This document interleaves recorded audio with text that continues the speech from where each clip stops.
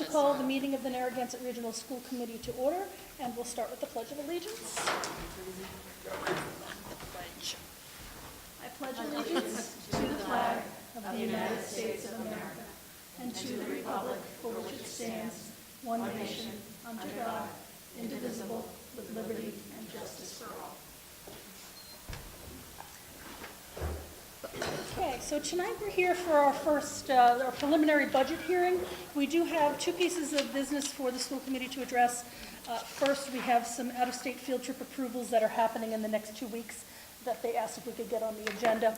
So we will take those two pieces of business, and then we'll move right into our hearing.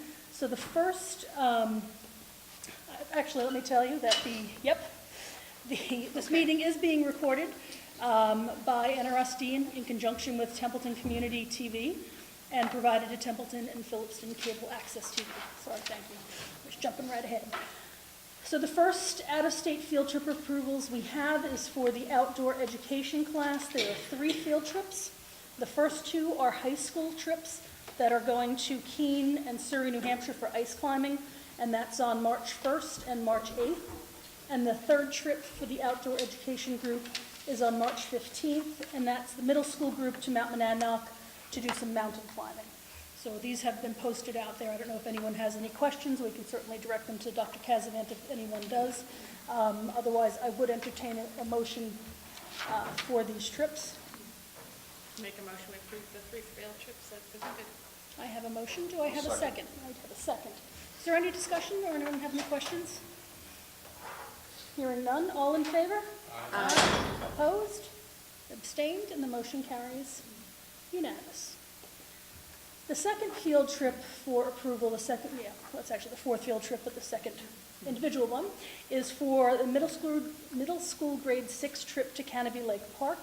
Again, there was a nice write-up with the field trip information about this trip to Canopy Lake Park. They do this, I think every year at least somebody goes, and there's a whole tie-in to the math and science curriculum. So that is going to be on June 6th of this year. Does anyone have any questions? If not, I would entertain a motion to approve the trip. Make a motion we approve the field trip as presented. I have a motion. Do I have a second? I do have a second. Are there any questions? Seeing none, all in favor? Aye. Opposed? Abstained? It was approved unanimously. Okay, so tonight, as I said, we are going into our public hearing for the preliminary presentation of the FY20 budget. Just a couple of housekeeping details on the budget and how it, go into our policy, how it'll run.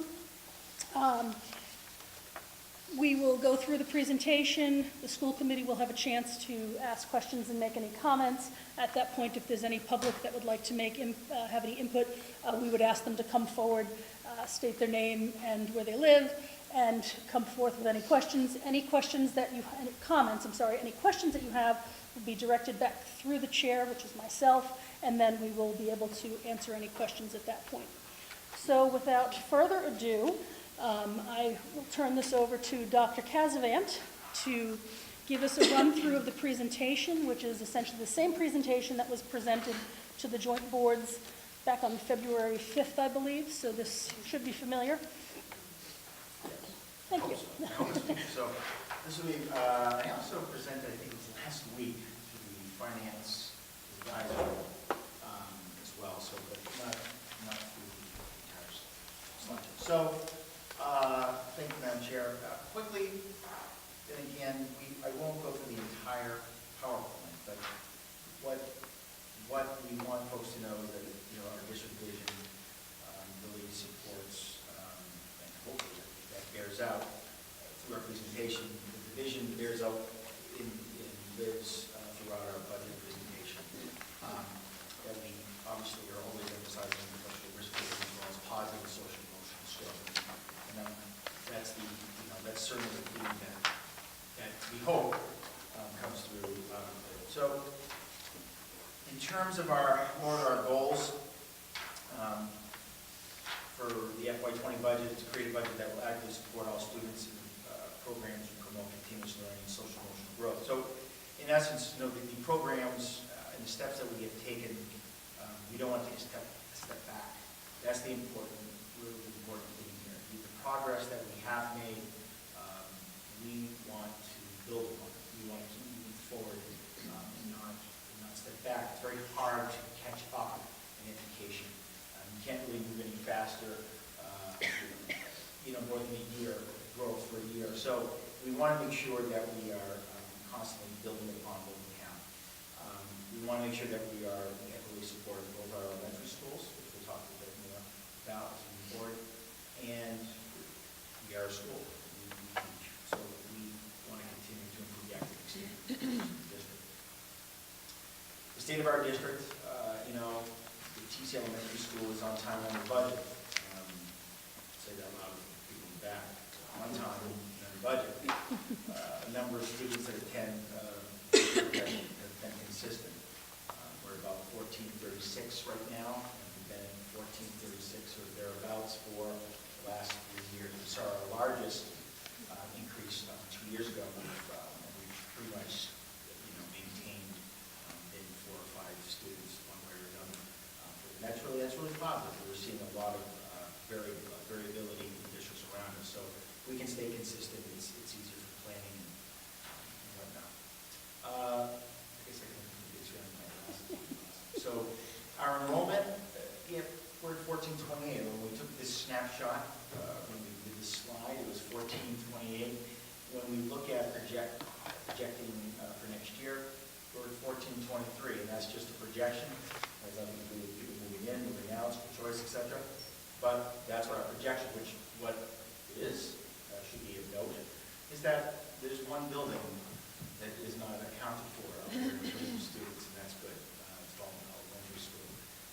But you start seeing how the students are now distributed, and you start seeing, of course, the TC having close to 600 students, give or take. Phillipston with 111. Middle school stays about the same, and of course the high school very unaffected. Quite honestly, with this reorganization, because again, the high school level, the new elementary school, at least in terms of what we're doing, hasn't made any change. So this slide is every year. I show this slide about foundation enrollment, student enrollment. I know people love when I explain it, but basically the foundation enrollment is the number of school-aged children who live in the towns of Templeton and Phillipston who go to a public school anywhere in Massachusetts. And that includes right here in Templeton or Phillipston. Whether they school choice out, whether they are a public charter, that's how many school-aged children that falls, that our foundation is based on. In Chapter 7, when we receive the state.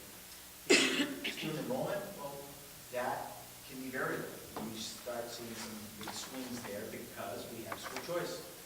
Kids move in, kids move out. So since about 2014, we have seen a very steady increase in our student population to go up. That's a combination of residents and school choice students, which we'll get to quite a bit later. So when we start breaking it down by town, I get asked this a lot, and again, it's a snapshot. Children move in, children move out. But in FY19, when we took this picture, we have 247 school choice children, 186 students in Phillipston, 991 students in Templeton, the grand total at that moment in time, 1424.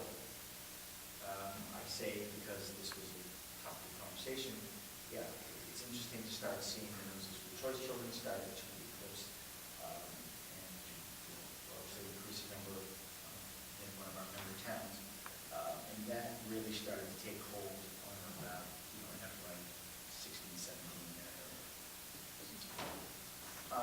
So what's our trend? Well, we're 109 students to the good when you factor in, this is preliminary, the final report does not come out until June.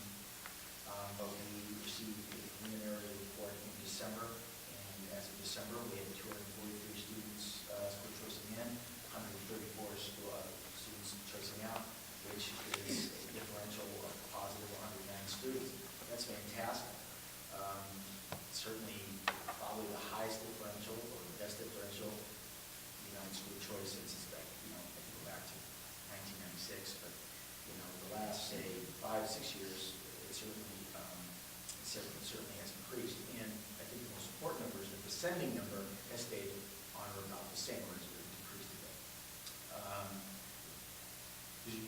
they're always looking to see why residents want to leave. And that's usually a good indicator of things are going as well. So when we start talking about money, we're talking about again, preliminarily, $704,000 once you factor in school choice in, which is roughly about $4.4 million. School choice out is what we pay the districts for the children. $734, and do the simple math, it's $704,000. I'm here to tell you, almost like funny to relate to what I'm going to say, is that we're starting to top out. I do not expect this number, with any real significance to change. We are at our saturation point. We do not take students at our elementary levels at this point in terms of school choice. It is a pretty standard, thing that parents want to school choice their children at the earliest possible levels because they want them to grow up with their classmates. And so the earlier the better. We start seeing that tail off in middle and high school as all districts tend to go down the other. Well, when you start seeing this stuff to level off, it doesn't surprise me because you just can't take any more. You can't take any school choice children. So this is something that needs to factor into our into our thought process. We never ever can tell you, and Marie and I never take for granted that we're going to receive more money than the year before ever. Quite frankly, we generally operate that we hope to receive the exact same amount and prepare for less. It's just smart. Prepare for the worst, I guess, and be happy if it doesn't work that way. But we are starting to think we're saturated. And so we've kind of, plateaued or build at some point plateau here in the very near future once the school goes online. So what do we spend school choice on? Probably one of the very first lessons they teach you about school choice is that do not spend school choice money on reoccurring costs. And then I will tell you very frankly that everyone that I know, of course, does that. You shouldn't put salaries into school choice. You shouldn't put you should not put your insurance, your health insurance in school choice. And the reason why that is a no-no, quite frankly, is that if a sudden change happened in school choice, you still need the teachers to teach, and we certainly need school choice. So again, this is not on the ledger, as we say. This is outside of our general fund. We don't ask for $890,000 of insurance, meaning, hey, we paid out school choice. If that number were to decrease substantially, then we would have to somehow find a way to pay health insurance. That's why, or staff, or those type of costs, we never want to put that in those type of, supposed to be one-time expenses. Quite frankly, if we were just free and clear, we could have just, built had the bleachers project done just from school choice. Quite frankly, very easily, given the money that we not, because much of our school choice money goes to paying the bottom line. So as things start to slow down, as we start to become saturated in terms of how many students we can take or not, that has to factor in. But these are some of the things that we do. 5 teaching positions, the cost of $310,000. So that they keep, of course, health insurance, I said part of it, $641,000. Science textbooks would be a great resource. So you see that we have a mix, so to the tune of about $1.1 million. So what are we proposing? So a $20 million budget, I believe, that is a 9.15 increase in 2009. Maintains level services, we're going to get to that. Level services kind of changes now. That what we mean by level services changes because of the new school and required targeted needs. We want to maintain optimal class sizes that build the district's focus and continues to improve everything. It goes back to, of course, our core values. So when we start looking at how things break down, and we have state codes, and there's one, again, some of these are lumped in, but district leadership and administration is not just us. But that becomes an entire category. That's going to go about 14 inside.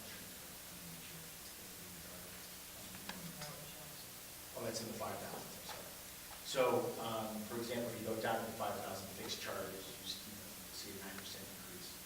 And of course, when you look at the total expense, which was about 9.15% increase, I think it's almost obvious in the higher side. And say, okay, what does that actually mean? Well, instructional services teachers, we are staff driven. That's what we do. We can't automate what we do. And generally speaking, so much of everyone in the school budget gets for salary. Our next largest area is at 15%. That's fixed charges. It's the cost of doing business. So when you start looking at that, you see that, frankly, that when I say level service, we're obviously talking about what does it take to educate children. So how we need to rethink about what are we talking about level service. The new building changed everything, or will change everything. I certainly don't want to go back to last year's conversations, at least emotionally, about when we started talking about reorg and all of those potentials. But one of the costs, when you build a building, of course, costs go up. I shouldn't say it that way. When you build a new school, the potential is very real that you're going to be spending more money than you did when you build the building. And it's going to be variable. Right? So what we knew is that we knew that there were going to need to be positions. We didn't know what they were yet until we started looking at the whole picture. As you can see, much of this is really based on teachers, on personnel. But what we did, we broke it down to previous, so before, this is what we were spending. The additional cost because the new school is being built. Here's the total cost of the district. So when you start looking at this, some of it becomes just, hard to wrap your head around. When you're spending like $15,000 on electricity, for example, and then figure out that you're probably need $55,000 more to pay for electricity, you come to a grand total of $70,000. How's that? Well, we're roughly going to be 3 times the size of the old Templeton school, and although it's going to be very efficient, so it will cost more because it's larger. Even when you factor in utility costs,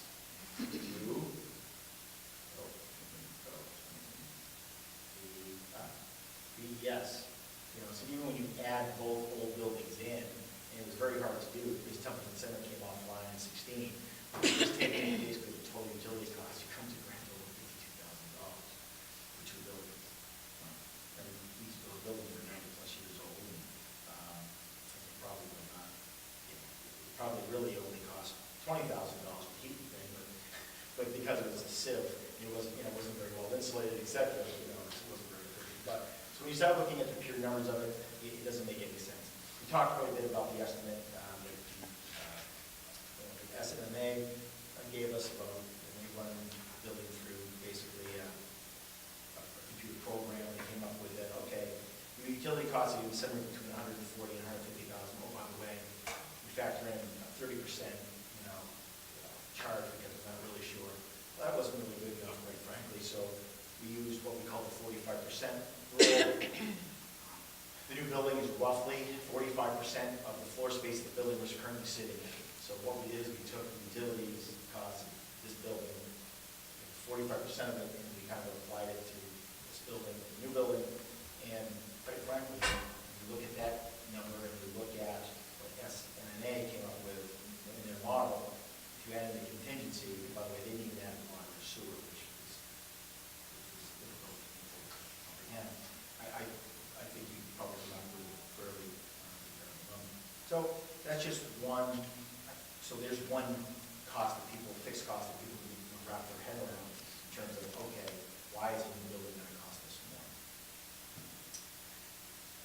I'll just stick with the priority of staffing needs. So what I don't want to be lost in conversation is the fact that why it took us, I don't know why.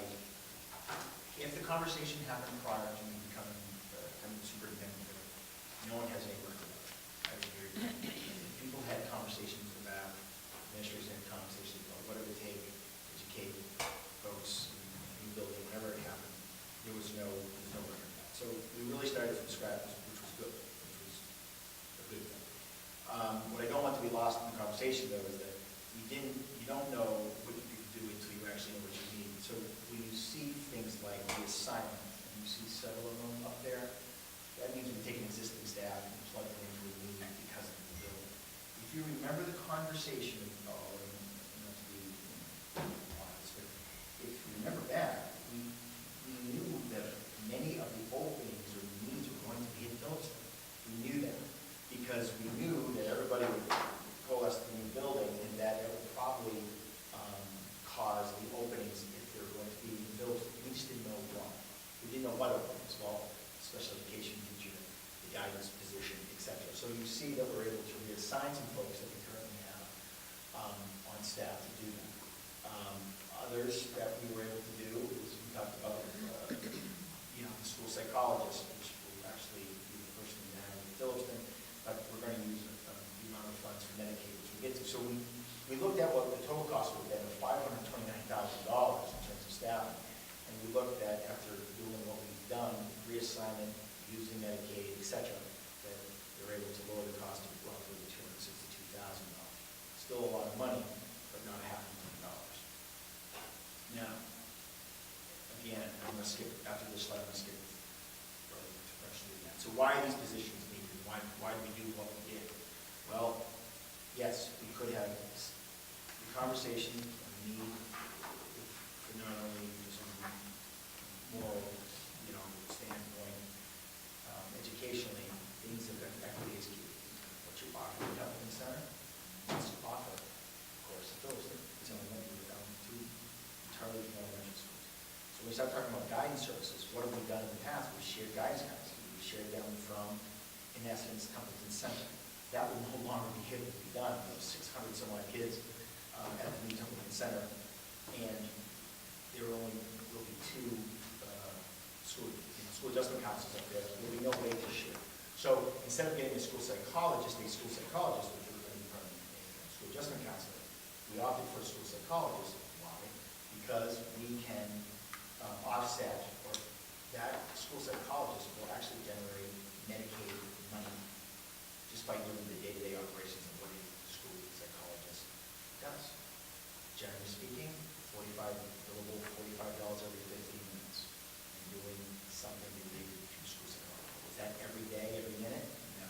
So if she's working 8 hours a day, or he's working 8 hours a day, it's not 45 times 15 minutes.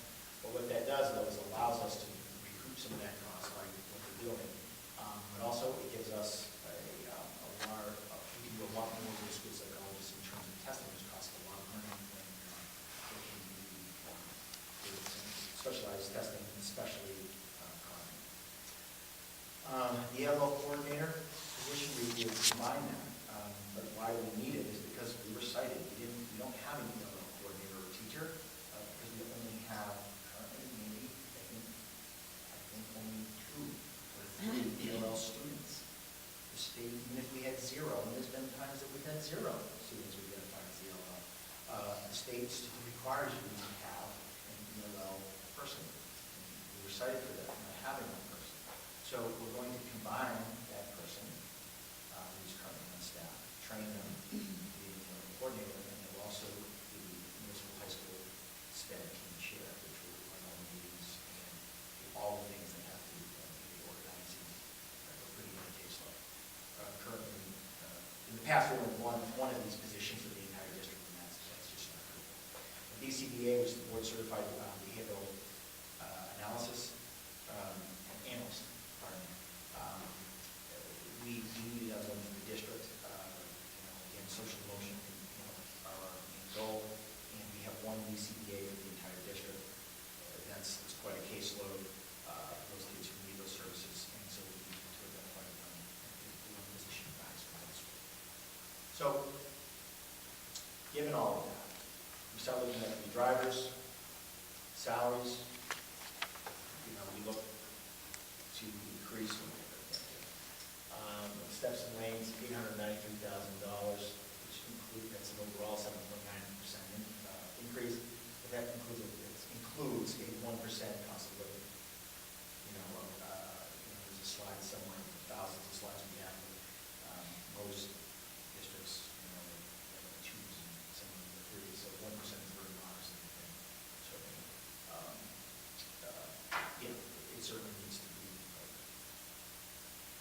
considered moving forward as we move forward in terms of staffing. But new positions, we've already talked about them. You know, that's also part of that. The benefits, which is insurance, we were thinking it was going to go up at least, well, we weren't sure, but we heard some awful numbers, but it only go up 10%. You know, we heard things 19%, et cetera. So, but that's a huge cost when it comes to our football budget. Transportation always goes up. It's over 11%. For regional, we have to transport all of our children. It is the law or the statute, and yet we're supposed to receive 100% of that money from the state, and we're not.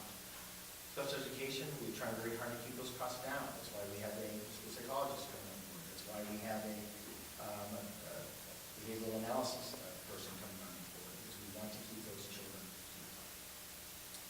Our replacement anywhere between $60,000 and $120,000 in transportation, anywhere between 25 and 40, depending on the 30. So we think we can do it better for our students. We want to keep them here. Provide programming. Technology, you know, it's where we're going. You know, I don't even use that term anymore. It's where we're at. Technology is, that's it. It drives everything. It does. And so we need to keep up. We don't need to go, we don't have to be forward. We don't have to be ahead of anybody. But keeping up is important in the next job. So in the end, when you look at everything, we look at the salary costs. 202 staff in FY19. We're looking to have 209 overall. We're seeing about an increase for FY20. Just the salary comparisons of about $890,000. So, all of that said, I just want to quickly, very quickly, go over E&D. So, that number has gone up exponentially. Actually have in our E&D budget, and that is because of Medicaid. We have done a tremendous job capturing the money that is eligible for us to claim in terms of Medicaid. We've been very aggressive. So when money is and we generally get that information in June, we don't have time to allocate it, and it dumps into it. Quite frankly, and I said this last meeting, it's a good thing it has, because level of this type of money has not dropped into E&D, which, by the way, the school committee has allocated, much of it to balance the budget. It would be a much different story. It really, really would. To that extent, I go through the Medicaid. You know, before we were revenues 170, 180. We're looking to take an estimated about $400,000 this FY. It's a good thing we did, because again, every time we're involved, it does not drop into E&D, as I said, it's on the same side. So, in the end, I won't go too much into this like I did before, but we worked very hard in my entry interviews. The school was a place that was perceived as just, not really being a very good community partner. They really were a group. This is my words.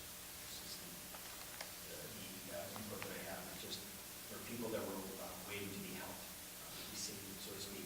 Just help me, please form. If you allow me to use revenue, which again, that's the perception. I don't believe it's the reality, but certainly it's the perception. When you look at the three areas of revenue, school choice, Medicaid, and competitive grants, if you allow me to use that as revenue, you build anything, educate children, that's what we do.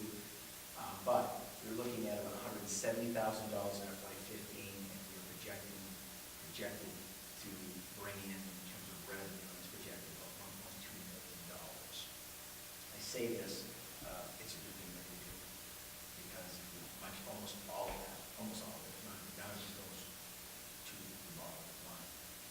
Where, there might be some aren't going to shoot, some aren't going to shoot. But the fact is, it's a good thing that, we've been able to do that. We've been, again, very fortunate. School choice is driven by the excellent teachers that we have. It has nothing to do with us here.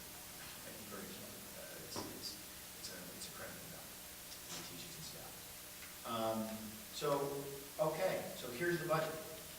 Although this has kind of changed a little bit, right? So it's not $1,016,000 longer, I believe. It's depending on how we look at things. We're going to talk about that tonight. But if you allow me that flexibility, just to say that this is the shortfall was $1,016,003.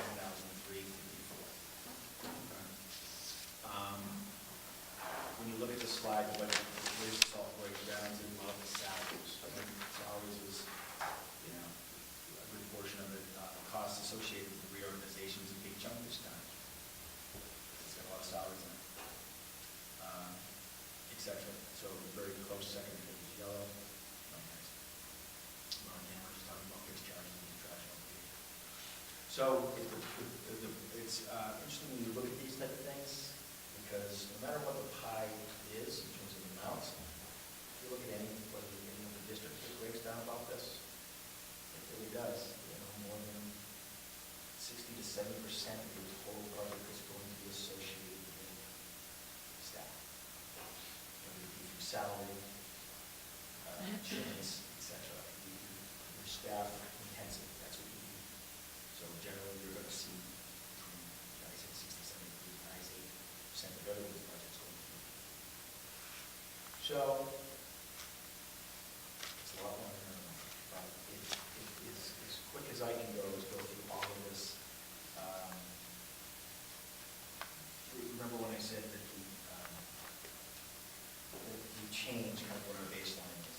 The staff that we're asking for, that is level service now. It is. One of those staff people, one way or another, and someone's going to have to, not me, when I say that, we usually do that. You can't take the guidance person out of things. You can't take the specification teacher out of things. Now we're at the point where this is our new baseline. So, I think,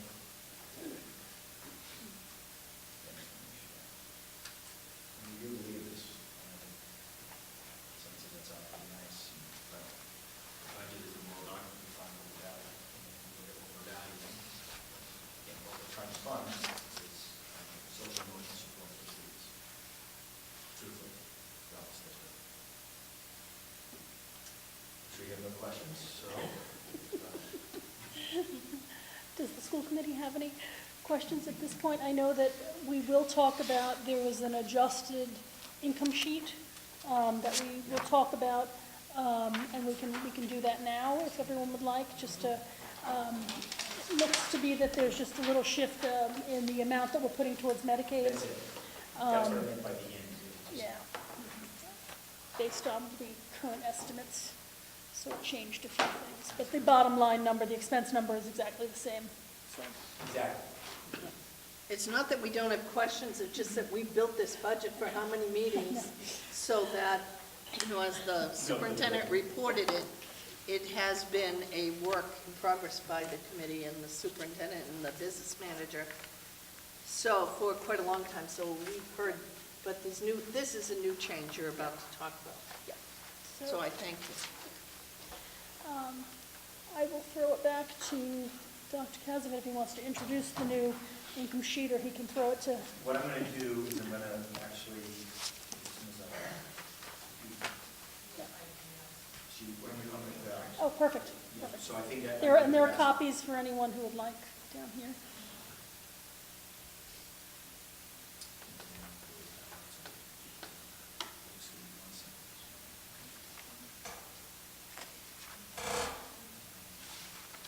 So, what I'm going to put up here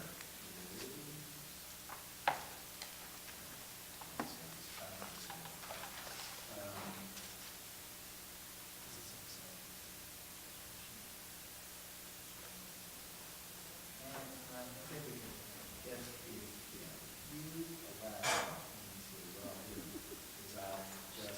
you have it in front of you, I'm just doing it. If, So, and actually, while you Yes. get that done, I'm going Yeah. to just kind of intro. When the school committee certifies a budget, we certify two pieces. We certify what we believe our estimated receipts are, as well as what the expenses are. And then that trickles down to town contributions, et cetera. So even though we don't know for sure what the Chapter 70 final number will be, we have to certify our budget that we anticipate the revenues to be. So that's where this anticipated revenue change is going to focus in, and then there's some shifts down on the bottom, which is really a trickle-down effect, and some things that we did while working with the towns. Absolutely. Again, if you want to just give me a couple more. So I'm No gonna try to problem. make this a little bit more user-friendly here.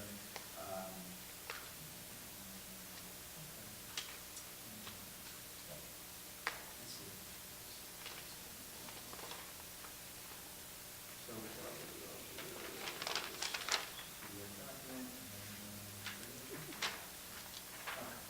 So that might be a little bit better. Hopefully you guys folks can see a little bit better up there.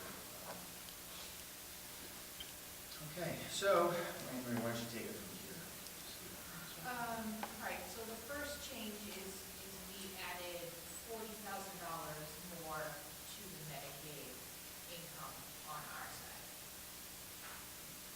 That's the easy part.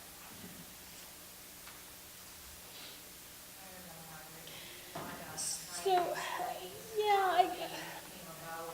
Yeah, so we have been meeting with the town of Templeton to discuss the budget and how we can work with the town to look for what we know is going to be an override and how that will fit into Templeton's overall budget. So we spent quite a bit of time meeting, some follow-up phone calls, and what this represents is a shift in how we're asking for some of the monies so that the override amount, if you remember when we met back September 5th, the initial conversation was we'd like you to take a zero and ask for everything in the override. So as we met, we said, well, the zero really isn't being a good partner. Is there anything else you can do? The state has mandated an increase in your minimum local contribution. So through some discussions, it was agreed upon that that increase would be included in the base that they would give us. So they're giving us what they gave us last year plus that minimum local contribution increase. In order to make these numbers all work out, there had to be a shift of monies. If you remember correctly, in the past, we've had an agreement with both of our member towns that when an override's asked for, that amount of money is continued to be given to the school district. Because of the way Proposition 2.5 is written, town can then the following year reassess, move monies around. We've had a really wonderful working relationship with the towns that they've committed that whatever funds were raised through an override for the school will continue to be given to the school. In doing that, though, and trying to work within some of the constraints that Templeton in particular had, we needed to look at that additional appropriation line and make it a little lower and include those monies in the new ask that we're going to have. So it was really just shifting what line item so that the town's general fund that they're looking for with their 2.5% levy increase could be balanced. And then the additional appropriation amount for FY20 would cover all of the asks for the school plus additional funds. It was kind of just moving things around, but it was the cleanest way to achieve and accomplish getting the town where they needed to be and getting the school the resources that needed to be. And of course, as we all know, anytime we change any number on the Templeton side, there's a ripple effect to the Phillipston side. So I thank Ms. Geister for, I can't even imagine the number of iterations and calculator events that happened trying to ensure that it all balanced at the end of the day. As I said, our expense number didn't change. It's just which buckets they're coming out of, I guess is the best way to say it. But what we wanted to highlight, and if you want to jump in anytime, but what I wanted to highlight is a couple of concerns that I have by doing this is we're going to be asking for the total of $988,335 as an override number for the town of Templeton. That puts the town, I believe it's about $1.50 to the 1,000 tax increase. And Phillipston's additional is $187,834, and I believe when I looked at that, if they had to ask for an override, it's about $1.50. It's somewhere right in there, so it's actually the same impact tax base-wise to the towns. I think Phillipston might have been 147, but either way, it's about the same impact. Phillipston, I know, is trying to work not to do an override or not to have the whole thing in an override, so we'll see where they come out. But Templeton has said, you know, we're far enough along in the process that that's the number that we asked the school to present as a warrant article for an override. The concern I have is that this, if you look above this reduction of the previous additional appropriation line of it's almost $168,000. If for whatever reason the override doesn't pass, and we go through this whole process, and you know, there's a whole bunch of things that would happen, but those monies are something we're at risk for, because that actually lowers the amount from year to year. Okay, so that to me is the real money's at risk. So I think we really need to think through, you know, how we manage this and what process we want to take. We need to ask for the 988,335 because this will get us where we need to be, and then we need to get the town to come out and hopefully, you know, everyone will be on board and support this, and it won't be an issue. But if it doesn't pass, this becomes a problem. And it's not a problem of $167,905. It's also, let's add in the $31,910 of Phillipston, so it's really a $200,000 problem that we have. So that's the biggest risk that I see. So, okay.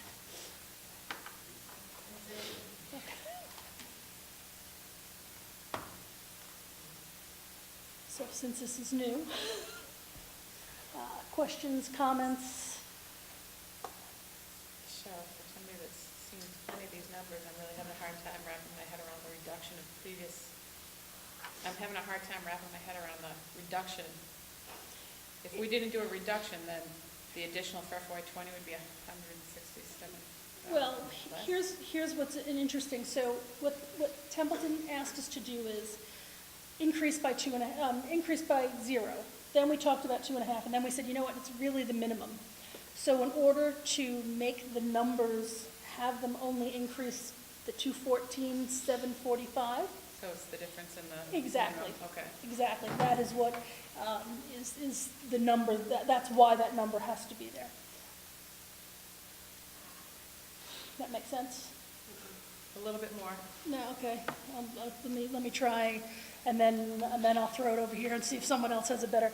So, because the town said you have a base of $6,332,752, we're going to give you. Let me pull my cheat sheet out. Chicken scratch. We are going to give you the $214,745 for the minimum local contribution amount. So you'll see that under the Templeton minimum contribution. Okay, so they're going to give us that. So their minimum contribution is going to go up to $4,618,384. But everything else is going to stay the same in the FY19 column. They're only, so when you do all the math, their base of 6,332,752 plus the 214,745 means the new base that we work with is 6,547,497. That's the new base. So anything we need above and beyond that needed to be dumped into the override number. And in order to make their general fund balance, we had to, because we had to take monies from the additional appropriation line and lower them for what the ask was from their general fund and put it into our override numbers.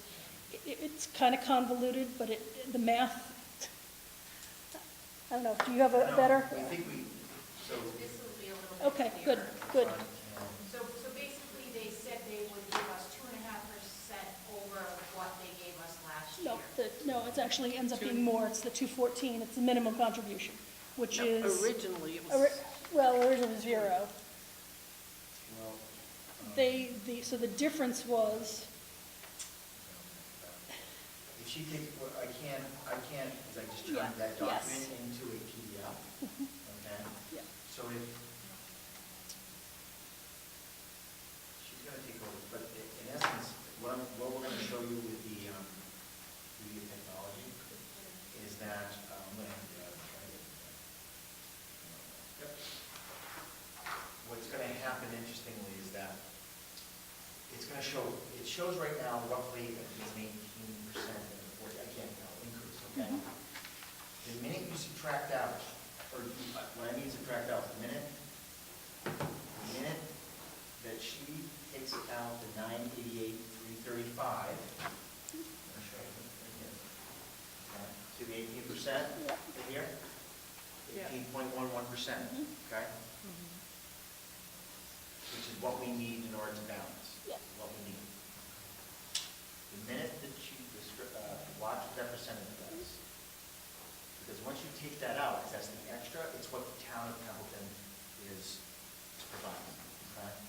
So, So 18 it's just 2.5%. is what is the numbers over. Yes, and that, well, No, I'm just yes, talking and no, about math, and so- yes, and no, I never remember So why. the because- decrease in the additional funds, It was picked up with the, they're going with the minimum contribution, decreasing the additional funds to bring it to the 2.5 total Yes, over last year. yes. yep, Yeah, okay. yes, thank you, because I forgot that other little step. Right. And we also increased the Medicaid receipts, which also helped change some of these numbers. The key was keeping the ask to a manageable number, and focusing on having the ask be done by the school rather than the town trying to piecemeal cuts across things and having to do some convoluted. So the real issue is if it doesn't pass, we're not only missing the 988. We're missing the we got 160, yeah. additional. Yep. Okay.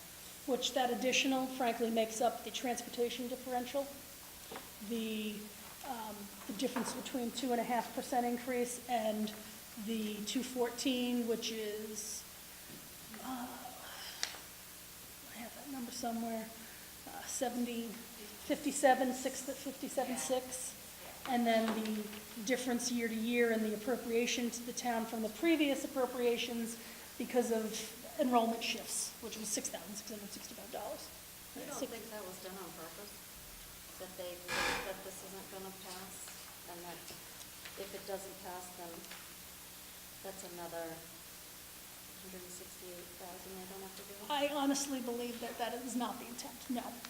No, I sat at the meeting, I didn't believe in any way, shape, or form that that was the intent. It was all above board. So I think the commitment is that there is support, which we hope to hear publicly by the select board, hopefully the advisory committee now that Dr. Kazavitz had a chance to talk to them and whoever else, plus obviously the community members will come out and support it. But I do think that there wasn't anything underhanded going on with this.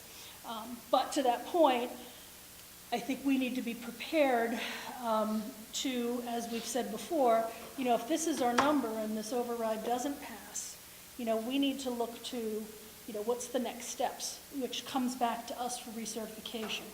And I think, it sounds like from the commentary of the committee at previous meetings, and correct me if I'm wrong, but I think I've heard from everyone basically at our previous meetings that, this is a number we're willing to stand by. So it will follow a process, and I meant to print out the MGL that talked exactly through the process, but it will come back to us to certify. We present it back to the town. They have another meeting. If it doesn't pass again, it comes back to us to certify. We send it out to the towns. I think that goes to joint meeting at that point to the two towns. Meanwhile, if July 1 comes and goes, the school gets put on a 1/12 budget of the FY19 budget. So our stream of funds is impacted. And then if we can't come to a resolution with our member towns by November 30th, November 1st, I forget if beginning or end of November, we'll have to check on the exact date, the state will come in and say, we need to verify what monies you need. And I think Mr. Bennett said it at our last meeting. At that point, we really lose control. The state is going to dictate to us and to the towns, what our budget should be and how much we should be paying for things. So they could come in and decide we need more than we're asking for, and again, it's out of our control. We have to then cede to whatever it is that they put in front of us. So last conversation with the town, they had changed the zero, said it was misspoken, that they were going to do the 2.5%, which would have been a 158 number, 158,318. Right, which is yeah. Yes. So in order to get to the 158 to the 214, which is where we all wanted it to go because it's their minimum contribution, but is it worth putting ourselves at jeopardy? Can we, to get to the 214, instead should we take the 158 and clear ourselves of any loss if it doesn't pass? Because that was the offer, that we'll give you the 2.5% that we have. Which they are. Well, they are, but we're also getting to the 214, which puts us at the And this is the fallacy of this sheet, is it looks like the town of Templeton is meeting its minimum contribution. But It looks like the town of Templeton is also paying for its transportation, and the town of Templeton truly isn't, because we've got to bake that into this $988,000 override. I'm sorry, No. Interestingly, in the long run, the town of Templeton could very well end up paying for all of the override. So interesting, meaning that what they're saying is the town and their coffers are not, they're going to get 2%. There you go. Anything above and beyond that will have to come through an override of 2.5%. So one could argue, I would imagine, if someone was in here, well, if the override goes through, the town of Templeton has provided $200,000 for transportation, the X, Y, and Z through that process. The issue, of course, my job is to think sometimes worst case scenario about what happens if that doesn't happen. So I don't think it's out of the realm of possibility to say that, gee, people from Templeton might not exactly want having them, say that it probably is something that's a really realistic thought. But it also concerns me that if the state comes in, again, it's quite a process, so it's just not like next tomorrow. But if the state comes in and doesn't do its evaluation and think of it a certain way and to get us to a certain level, what happens? Because there's much of this override is, if the override doesn't go through, then that new building doesn't open. You could argue, okay, listen to the building, to the camera, I'm not saying that the building is not going to open, but what is tied into this override are costs associated, literally, of opening that building. So, of course, the doors are going to swing wide open, kids are going to be in that TC, but, so this money it isn't a matter of like, well, gee, we didn't get the science teacher we always wanted, or a turf field. It's not what we're talking about. We're literally talking about roughly $300,000 in operational cost. Mechanic. I use the word mechanic a lot, but it's what is needed to get that building open. This isn't about, okay, you don't need to have this teacher, that teacher. So for me, for us, in my way of thinking, I have to think about, if I get any less than the money that we're talking about here, give or take, it jeopardizes the opening of the new school. It also jeopardizes for the district to provide services in Phillipston. I'm just using two, right? And these are not, they're wide open. We've shown this presentation now 3 times. I'm sure I'll show it 10 more times. These are not positions of wealth and well, just because we're just throwing money around. We're talking about, you have to provide guidance, you must have a special education teacher. These are absolute positions that they will be hired, they will be filled, they have to be filled. So, in thinking about that, that's right. Us, the collective, need to think about what happens that fateful day in December, whenever 1/12 is supposed to happen, that if you don't receive the monies that you need to open. Yeah. Right, but my point is still here, where the town was going to give us the 2.5, which is the 158. If you take the 214, that is their increase with their minimum contribution, that's what, 60,000? Aren't we better off taking the 158 and not putting ourselves at jeopardy at the 167, because that's putting the town of Templeton's. I don't think I'm understood, because we are taking the 158. No, They're I know, giving- but we're trying to get them to, it looks like they're giving 240. Okay, I know it, Because There's no choice the in way the that. line items are, that they line up that way. Reality is that in order to meet these additional funds that they have to provide, we have to reduce our additional appropriation amount to fund those increases, because they couldn't fund it. well, that's just not a true statement then. It looks like they're giving 214, but they're not. Right. Well, and that's what I said. That's And the whole that's issue with this, dangerous. yes. But it's clear here, Mhm. if you can follow the whole thing down, it's clear that they're taking it back here. Well, that's just not I understand acceptable. what you're saying.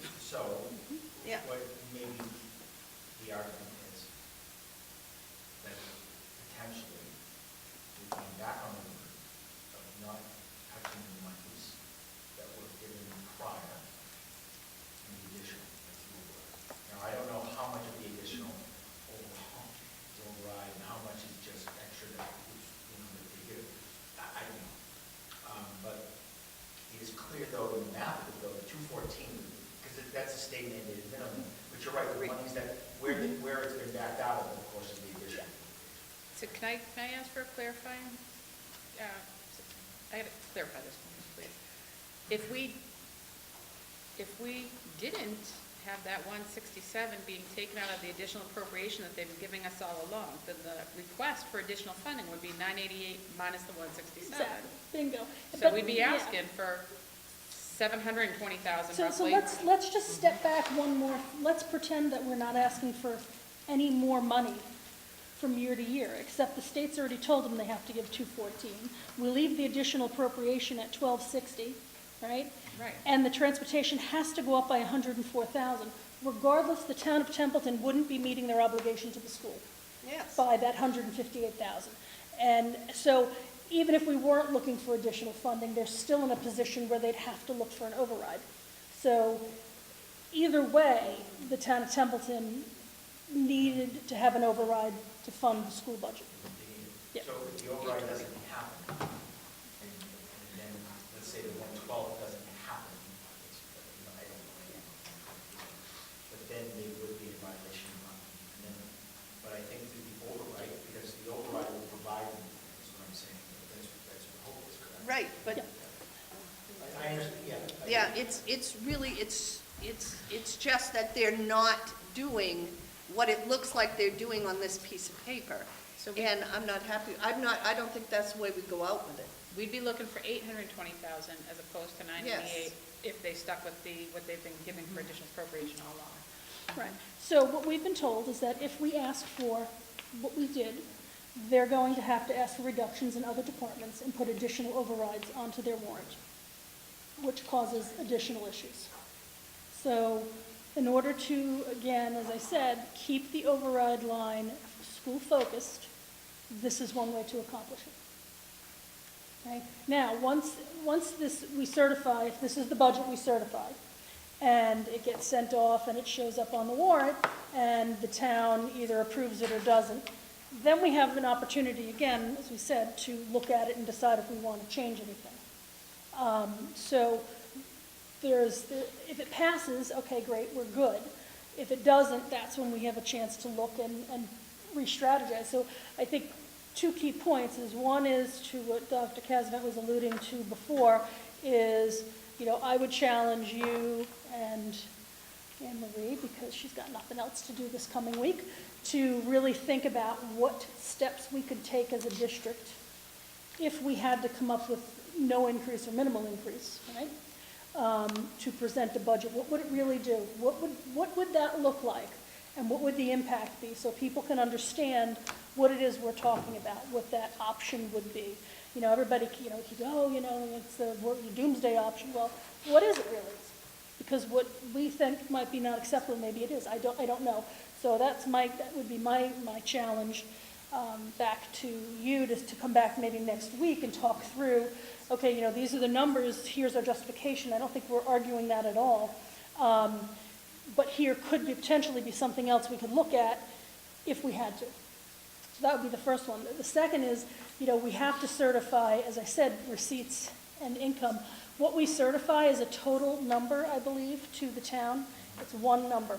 So the number that we would certify to the town of Templeton would be 7 million, actually, do we do transportation separate? Okay, so it would be less, it would be 7,479,406 less the transportation is one thing we certify, and then the transportation number as a separate item. That's what we certify. This here was for us to understand how these numbers all played out. Right, I get that, and I certainly don't want to touch the budget as it's been presented. That has to happen. What I think the town of Templeton has to know is that it is not meeting its minimum contribution, that it would need a road override as a town, and that basically they're not acknowledging that they don't have the funds to run the town, and they're piggybacking on our school override. And if it's going to be totally a school-focused override, then the number we should be working at is the 820, and that would be an easier sell. But the town has to then acknowledge they need that kind of money to run the town. And they're not doing that if we pass this particular budget. I understand we can pass these numbers. I understand that we just passed two numbers, but there is a great deal of discussion before we go out to the town of Templeton and sell this. Because the school needs the 820, they need what's left to do their minimum contribution, and they have to acknowledge that. So I think, I don't know, but I think when the 0% is bringing it back, I think that, I don't think anyone spoke. I was listening pretty good. I know anything I above agree. FY19, okay, anything above that was, and it's on tape, was going to have to be assumed through an override. That's something to that. But it was never said. Well, it was said in that meeting, that I think what happened is that whatever the case is, the 2.5% conversation started to happen. I just said earlier, to the additional appropriation reasons, but ultimately, I'm absolutely right. In order to meet the town's obligation, I think it was said the first time correctly in the tri-board, it'll have to be done through an override. Exactly, so because the 0% would be about right. I'm not going to give you any more, because anything above that, Right. you're going to have to get through the override. So I think, I do believe that was said, when it was originally said, I think that was the purpose. But then again, that's my interpretation of the whole conversation. Right. So let's just be clear, though, that the additional appropriations are not, state law are not guaranteed. So the town's commentary back is going to be, we're going to give you, so we are meeting our contributions, we're just giving you this extra bucket a little less. And they're right to say that, because that is it. So I totally agree with you, because we've had an agreement that those numbers should stay constant and given to the school.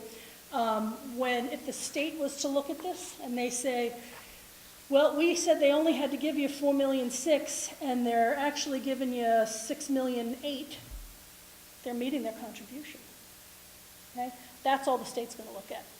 So, as I said, I totally understand, and I think that the way that we have to, that's why we put this way. We need to understand the impact, because that number of additional appropriation is part of our baseline, period. So Right. it's not something that we think could be taken away, because we've had an agreement with the towns, and as I said, it's been honored, that would always be maintained. Well, I think that originally this discussion happened with Lori when Lori questioned what happens if the override doesn't go and the town has this. I don't understand why they've taken that override this year. We had no indication that was happening through our whole budget process. And then this is the result. I'm not It's a happy. lot easier, honestly. I appreciate the 0%. Like, pardon me, I appreciate that. Because you would have had 158 then. Well, that's just it. It's saying, look, we're going to give you what we gave you last year, and if you need to go beyond that, you need to raise your override. One way or another, right. I think that, That would have been, I think that's very, honestly, I don't believe that position has changed. By giving us 2%, it's still going to have to come through, we already know, it's going to have to come through the override, right? Again, some of it's transportation, some of this, some of that. I think it's still the same. I really do. I think it's the same kind of, it's the same statement. And my concern with us asking for the 988 less the 167 is if in fact the town needs to have another department take a cut and ask for an override, is now they've pitted us against, pick the department, whoever it would be, that now has to fight for funding. And I don't think that's fair for us, for them. That's what they said at your meeting? No, that's my interpretation of things. At the end of the day, when you balance your budget, and they've got to come up with whatever the number is, right, 57.6, I think was the net of everything, then someone has to be shorted 57.6 and ask for that in an override. Right. And you're essentially pitting us against whoever this is. And, It's the game that they play. yeah, but that's not a game that I want to have my name to. If the school needs 820, that should be 820. They should give us what they've always given us, that override money, and then they should put a line item in that the town needs this amount of money and get to your 900, but they need to acknowledge what they need. Right. These numbers are misleading too, because if you start adding, so you take FY19, just the Templeton minimum contribution, the additional funding, and then you add these three lines together here, the additional amount that they're giving us is $53,495, which actually works out to 0.9%, not 2.5%. Yeah. That's 0.9%, so, I mean, it's not 2.5%. Am I missing something? Originally, they were I took talking the minimum 158. contribution plus the additional previous, so the 1,253, and I came up with $5,657,289. yeah. I'm not even adding the transfer. You have to, because there are 104,000 that they don't have money for to fund. And that's probably the biggest kicker to this whole thing, is there's 104,000 in transportation monies that by the regional agreement says they have to pay for, that they don't have the monies to fund. So that would be one thing to say, is that Transportation. 104,000 of it is Right. not something that we're going to ask for, because that is the obligation of the town. And if the town decides to do X, Y, or Z, then that's what they need to do. So I think that's well taken, right? Because transportation is in fact their responsibility, right? The thing is, you're not obligated to give us the override money from previous years. So That's what it comes down to. And that's their hour, Yep. so. Yeah, they meet their minimum contribution by taking some of the additional appropriation previous year, thrown in the transportation line. They are not out of compliance with anything. So, as I said, I totally understand your point. We need to understand why they're asking and what, and make sure that we speak to that. But I don't know if we have, if there's enough of a case to force a change in any of this. I don't know. So just so I understand, the Templeton transportation differential is coming out of our, Previous appropriations. okay, Yeah, that 167 includes transportation. okay. The difference between the 2.5% increase and the minimum contribution number, plus the squeaky amount in the enrollment number shift. So Because if that- I'm gonna say this again, if I'm your average person, I look at this and I think, okay, the school's asking for $1 million override from the town of Templeton. When it's really not just the school asking for $1 million override. It's not. I agree with that. I don't feel it's I don't know how you get around it. There's no I just think we need to be very clear that it's transparency not, for the people of the town. I mean, It's not just it would the be school. like telling taxpayers, we need this money for the school, except we're giving it over to the Right. town. Well, so. Even though that comes from the override, the point is they have to be upfront to tell us these. That's the problem with the zero. So when asked directly, with the whole concept of zero, I said, well, the problem I have is that if the people of Templeton said yes to that override and zero rule, then the next year, those monies are not guaranteed to the district. So literally, it could be used every single year. As one person said, that, yeah, I think that this is a good way for the town of Templeton to raise $1 million, because people do support the schools, et cetera, et cetera. So I don't want to do that. But that's why the override for me in the end was not, I didn't like it, because every year they could say, we get zero, raise it. If you need it, we'll raise it, go for an override. I'm just saying. Which is what they said to Well, us. that's exactly right. So that's the problem I have with it. Ultimately, the language changed, meaning the 2%. What we're talking about, though, is that the money's absolutely, the 104, whatever, in transportation, is being reduced out of its, although it's their obligation, it's been in the additional appropriation all along, which they have control over anyway.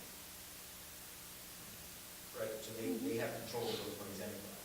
They can either give it or not give it, or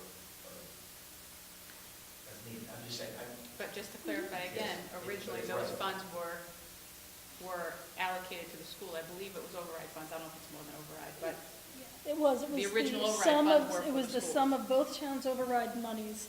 That number's been consistent, and the only thing that changes is the enrollment between the two Right. towns, which changes how much goes to each Right. town. so they can take it, but again, it was originally designated for the school. absolutely. Because what it does is then it just puts the school in the hawk, right? And so the school, they have to be coming back, or whatever the case. And that, by the way, that's every district, not just Narragansett. If they- Yeah. Any school district that's ever received an override, obviously is counting on that money every year, or they're gonna have to go back for an override. If it was a one-time thing, it would have been a debt exclusion. Well, So, that, you right, know. exactly. obvious. So, of course, it's part of it.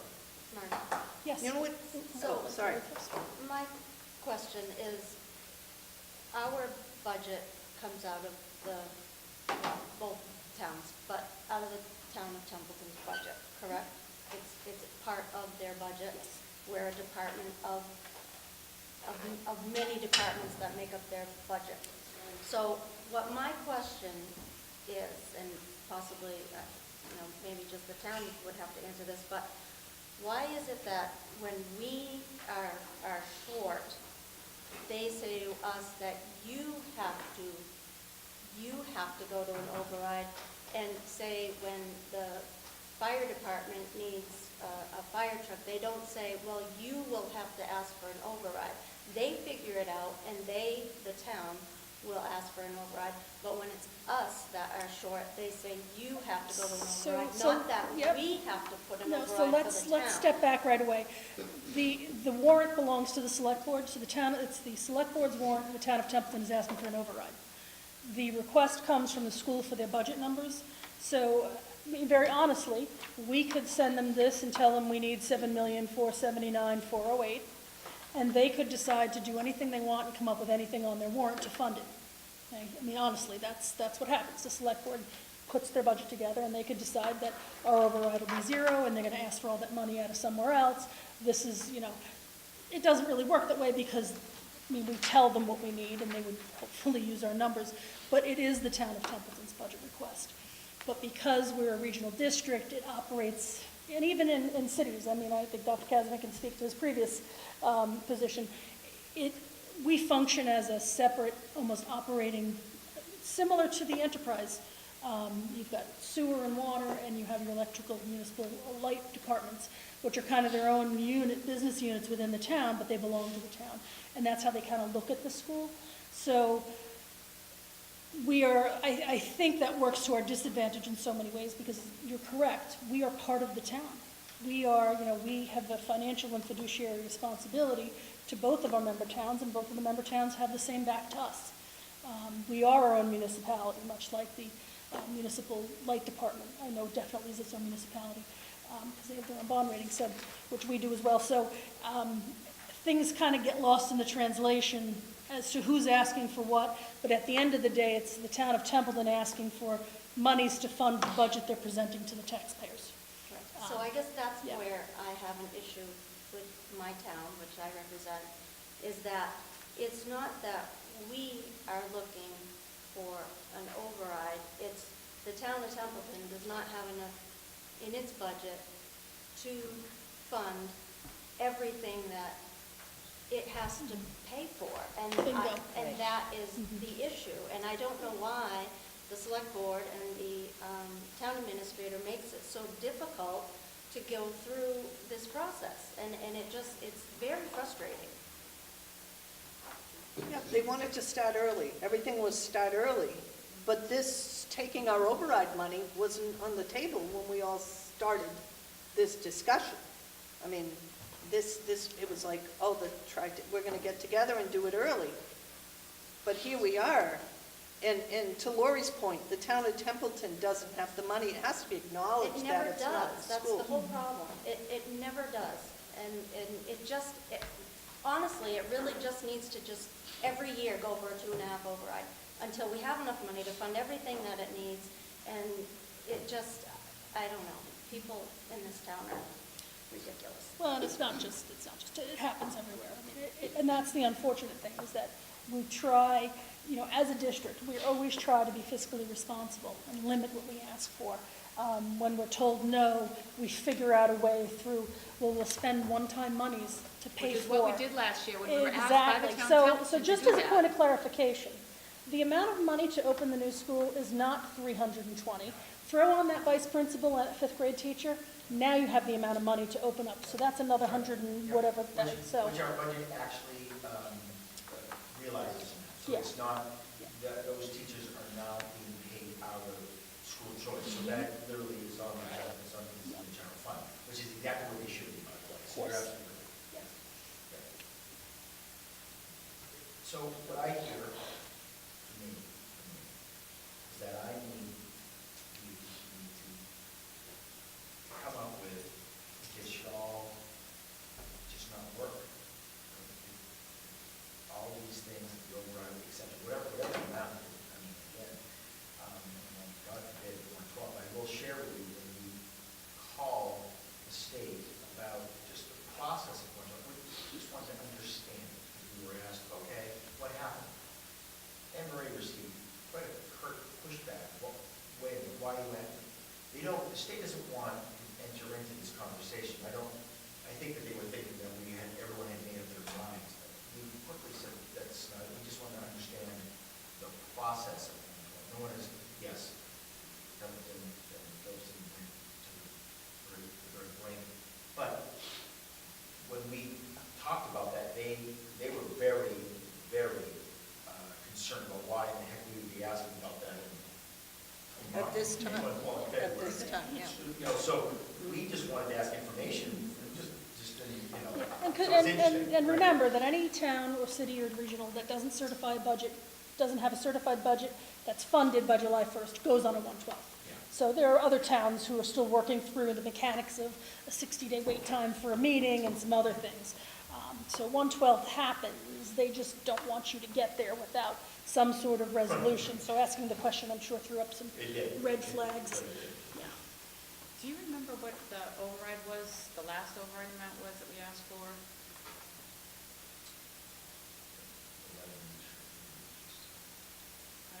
We had some very vague correspondence, but it was just about, Well, it would be on the warrant for that. Yeah, oh, yeah, so you know, and it's funny, because I looked at the Phillipston portion of it, and I can't, I just don't remember, it just, yeah.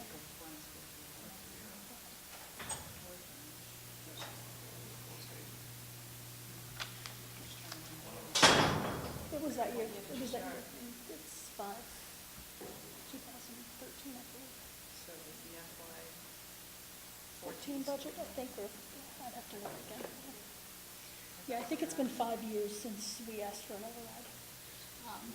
And you know, I think to Lori's point about the town just not having the funds, because they struggle with a 10 and a 15% increase in health care and all these things, just like we do.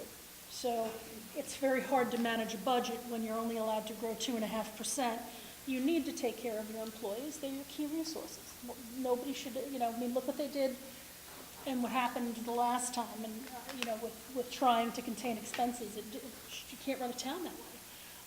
So, you know, it's challenging on all sides, and we make up, you know, half of their budget. It's a big overhead, their budget. We're a big chunk. Right, and we were great partners, use the word great, last year, when their override amount got passed because we put things in school choice that shouldn't have been there. Yes. And that's an important piece. What I'm concerned about again is that this isn't acknowledged, that the town needs it in what's this particular income sheet right here. And having given them, because they cried that was the same thing last year, and we did it. And so an acknowledgement for the town's people to know exactly what the town doesn't have for income and what the school has. I'm advocating that happens, that not be written into a minus here, that we have to deal with like it's the school's fault. Lori says we're all partners, the partners have to acknowledge that they don't have it either. I found the full line for FY14 now. It was $691,080. That was just the Templeton side? Yeah, What year was that? 2014. Thank you. 681. And that went to It was also a very different makeup and boards and some That's other a- things. that's a but- large number. Yeah, it is a large number. And I we're g- adding another, Yep. what, So, 300,000 of that? yeah, I guess the question is, that we as a board have to think about is when we certify this number, are we willing to fight tooth and nail for $167,000? Okay? Do we move forward and ask for 988? Or do we move forward, certify it without that amount? Which, see, this is the thing, is you, They're gonna take it. exactly, and that's not how, it's really not how it works anyway. We certify, we ask for $7,479,000, okay? So it's hard to make the comparison, and if we ask for less, okay, which would be taking that minimum number out, assuming they can give it to us from another pot, then again, the town may be faced with asking another department to take a cut, and they're going to come to the table looking for an override. So I think at the end of the day, the town needs this $1 million, right, 988 and change. It's what areas need it, and it's evident every department needs it. And we're the, you know, the lamb to the slaughter here on the warrant to ask, to do the ask.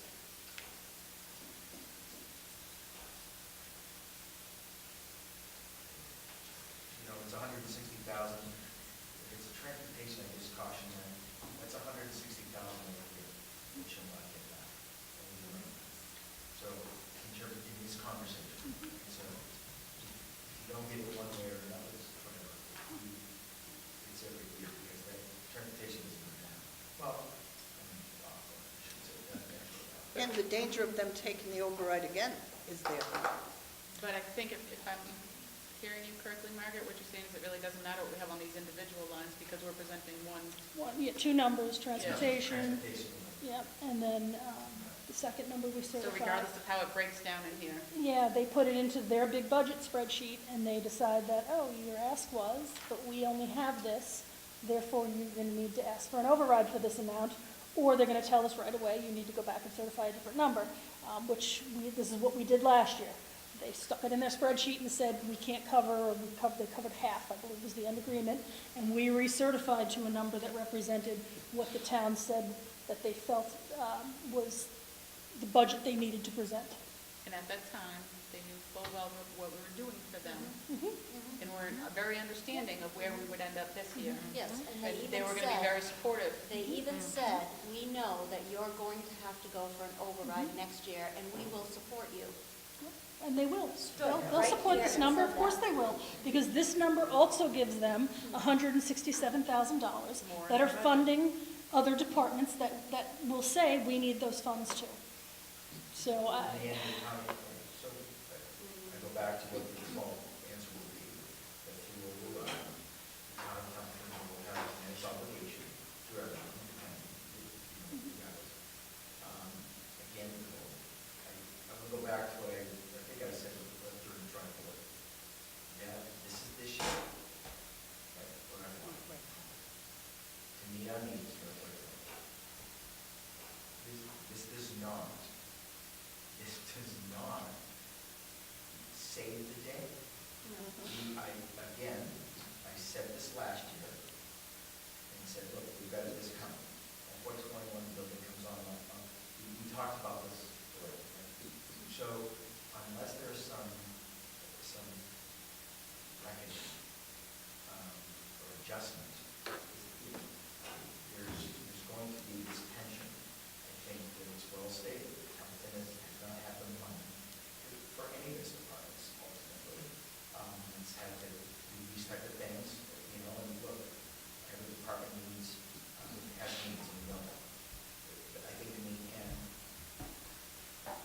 you know, well, I'll leave it at that.